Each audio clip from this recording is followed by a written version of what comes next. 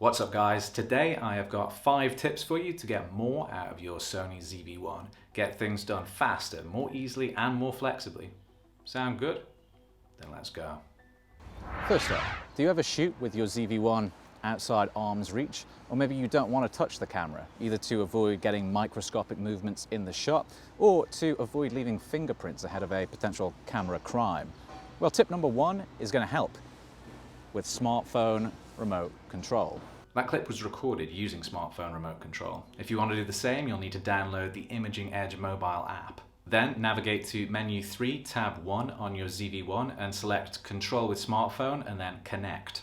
Back in the phone app, if you haven't paired your ZV1 and phone before, then select Connect to New Camera and scan the QR code on your ZV1 with the phone camera. Once you've done that, or if you've paired already, select the ZV1 from the camera list in the app and then say OK, join and OK to the pop-ups that follow, and boom, remote control with your smartphone. You can change your main parameters: ISO, aperture, shutter speed, shooting mode, focus mode, and control zoom. You can also access a subset of deeper menus and monitor the image your camera is picking up via the screen of your smartphone.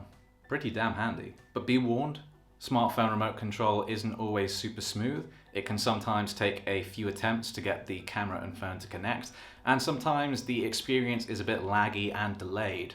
But now I can operate my ZV1 from far away without worrying about those emails about arm lengthening. At least I think it was about arm lengthening. speaking of dubious email offers, how about an offer to watch the world go by at hyper speed like this, but without the need for illegal drugs or major head injuries? Well, now you can achieve exactly that by going to menu 1, tab number 3.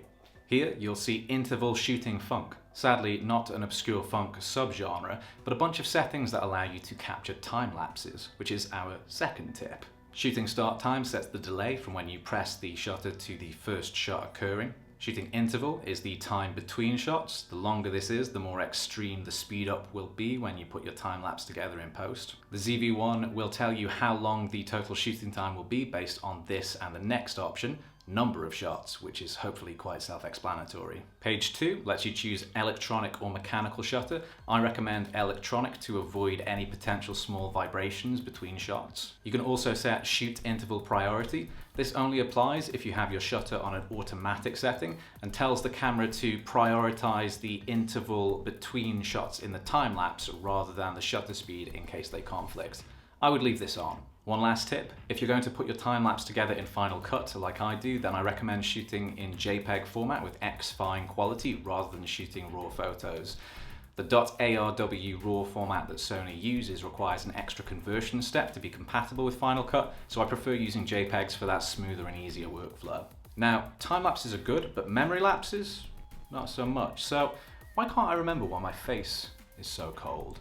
Oh, that's right, the cold water, a visual analogy for 2020, captured here in minute detail, thanks to tip 3, rapid fire burst shooting. This is great if you want to capture something rapid moving, like our silly first example, or some animal photography like we're showing here.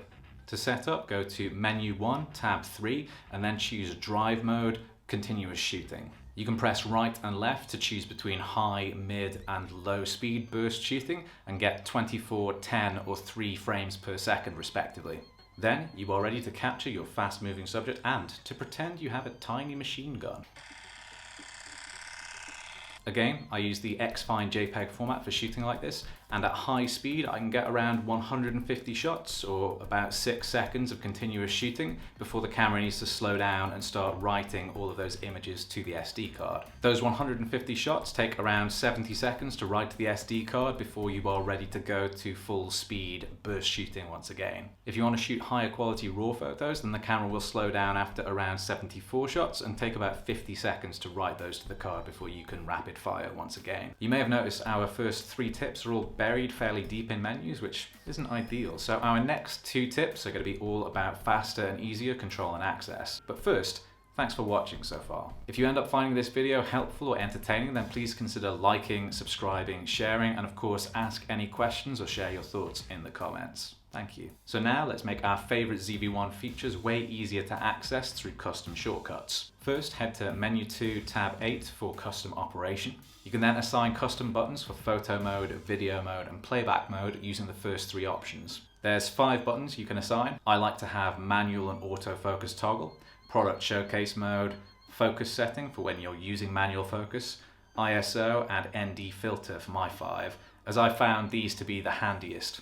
I use the same button shortcuts for photo and video mode, and for playback mode I just have one shortcut, which is send to smartphone. Back to the custom operation menu, and we can set our own custom function menu, which you can then access from the shooting mode of the ZV1 by pressing the FN button. You get 12 slots for shortcuts of your choice, and you can choose separate ones for photo mode, the upper list, and video mode, which is below. Just select an item you'd like to change and then choose your preferred option from the available list. I have similar function menu options for my photo and video modes, but for my photo mode I've added drive mode as the first option and interval shooting as the second option in the second row for quick access to burst shooting and time lapse respectively.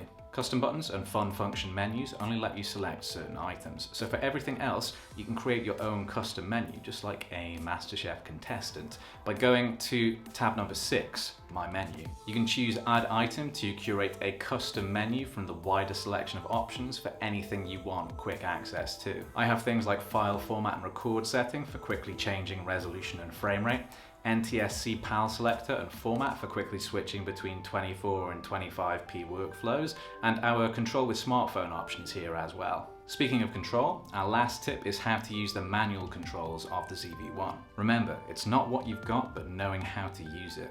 At least that's what people keep telling me with a pitying look, and I assume they're referring to camera operation. First, assuming we're in manual exposure mode to give you control over everything, press up on the control wheel to cycle through different display information sets. You can see more or less info on your current setting, exposure histogram, and whether the camera is level. The right button lets you set ISO. Some say it stands for International Standards Organization, others for Incredibly Sensual Octopus, but what we know for sure is that ISO changes the camera's sensitivity to light. Higher ISO increases exposure and can help in low light, but it also adds more image noise. So I would recommend keeping ISO low and managing exposure with other options first. To control those other options, we press down on the control wheel from the main shooting display to switch between aperture, which is the F number, and shutter, which is the fraction number. Let's turn to shutter speed first. Make sure you have the fraction number selected, and then turn the control wheel to the right to increase shutter speed and to the left to decrease shutter speed. The fraction number is how long the shutter is open for, expressed as seconds. So 1/4 means the shutter is open for 1/4 of a second, whereas 1/1000 means it's only open for 1/1000th of a second, and so on. Slower shutter lets in more light and more motion blur. Faster shutter does the opposite. Very fast or very slow shutters can look unnatural if you have moving subjects, so bear that in mind. Commonly, people talk about 1/50 shutter at 24 or 25 frames per second as creating a cinematic or natural looking motion blur.